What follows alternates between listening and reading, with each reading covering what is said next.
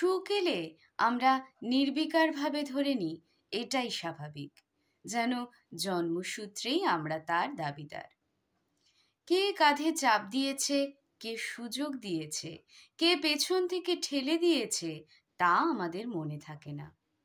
নিজেকে প্রশ্ন করি না এই প্রাপ্তির নেপথ্যে অন্যের ভূমিকা কতটা, কিংবা আদৌ আমরা এই প্রাপ্তির উপযুক্ত কিনা।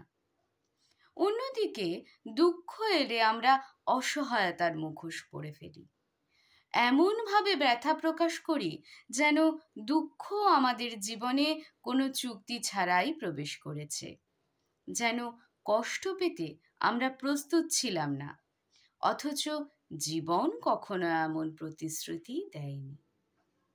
আমরা সুখ উদযাপন করি বুক ফুলিয়ে, কিন্তু দুঃখের মুখোমুখি হলে নিজেকে ভেঙে ফেলি, বা ভেতরে ভেতরে এমন এক করুণ নাটক বানিয়ে ফেলি যার উদ্দেশ্য সমবেদনা নয়, দায় এড়ানো। কিন্তু সুখ, দুঃখ, জয়, পরাজয়, আশাভঙ্গ ও প্রত্যয় সবই জীবন নামক বহমান অভিজ্ঞতার অংশ। আত্মদুঃখে নিমজ্জিত হয়ে বিষাদকে অলংকার করে তোলা যদি কৃতিত্ব মনে হয়, তবে তা কেবল সমস্যার গায়ে রং লাগিয়ে তাকে স্থায়ী করে তোলার আর এক কৌশল। নিজেকে করুণা করা সহজ, নিজেকে শক্ত করে তোলা সাহসের কাজ। অন্যকে ভরসা দিতে পারা যদি মানবিক গুণ হয়, তবে নিজেকে ভরসা দিতে পারা একরকম আত্মিক দায়িত্ব। জীবন আমাদের কোনো স্থায়ী নিশ্চয়তা দেয় না, দেয় কেবল প্রতিক্রিয়া করার সুযোগ। সুখও যাবে, দুঃখও যাবে।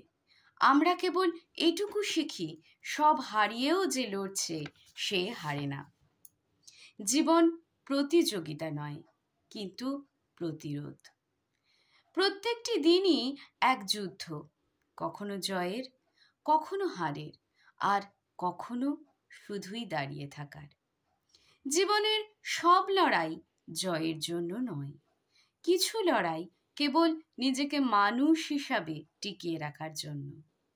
নমস্কার, শুনছিলেন লেখক এবং কবি প্রীতম ঘোষের কলম থেকে সব হারিয়েও যে লড়ছে, প্রযত্নে সানার গল্পের ছাপি।